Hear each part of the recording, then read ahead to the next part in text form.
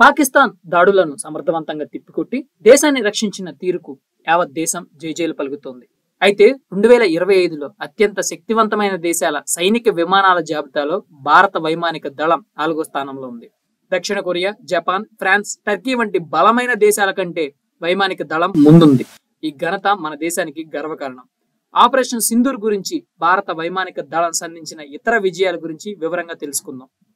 ప్రపంచంలోని వివిధ దేశాల వైమానిక దళాల సామర్థ్యాన్ని అంచనా వేయడానికి గ్లోబల్ ఫైర్ పవర్ 2025 ఒక ర్యాంకింగ్స్ ని రిలీజ్ చేసింది. ఈ ర్యాంకింగ్స్ ఆయా దేశాల వద్ద ఉన్న మొత్తం సైనిక విమానాల సంఖ్య ఆధారంగా రూపొందించారు. ఈ జాబితా ప్రకారం యుఎస్ఏ, అమెరికా సంయుక్త రాష్ట్రాల వద్ద 13,043 యుద్ధ విమానాలు ఉన్నాయి. రష్యా వద్ద 4,292, చైనా వద్ద 3,309 విమానాలు ఉన్నాయి.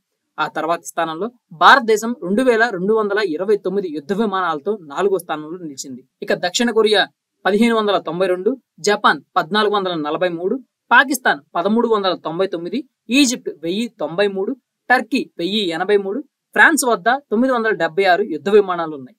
అక్టోబర్ 8, 1932న బ్రిటిష్ రాయల్ ఎయిర్ ఫోర్స్ కు సహాయ దళంగా భారత వైమానిక దళం స్థాపించారు. కాలక్రమేణా ప్రపంచంలోనే అత్యంత శక్తివంతమైన వైమానిక దళాల్లో ఒకటిగా ఎదిగింది భారత్. వివిధ సైనిక కార్యకలాపాల్లో కీలక పాత్ర పోషించింది. ఇండియన్ ఎయిర్ ఫోర్స్ మొట్టమొదటి అధికారిక విమానం ఏప్రిల్ 1, 1933న ఏర్పడింది. భారత వైమానిక దళం గతంలో పాకిస్తాన్ తో 1947, 1948, 1965, 1971 బంగ్లాదేశ్ యుద్ధం, 1999 కార్గిల్ యుద్ధంలో పోరాడింది.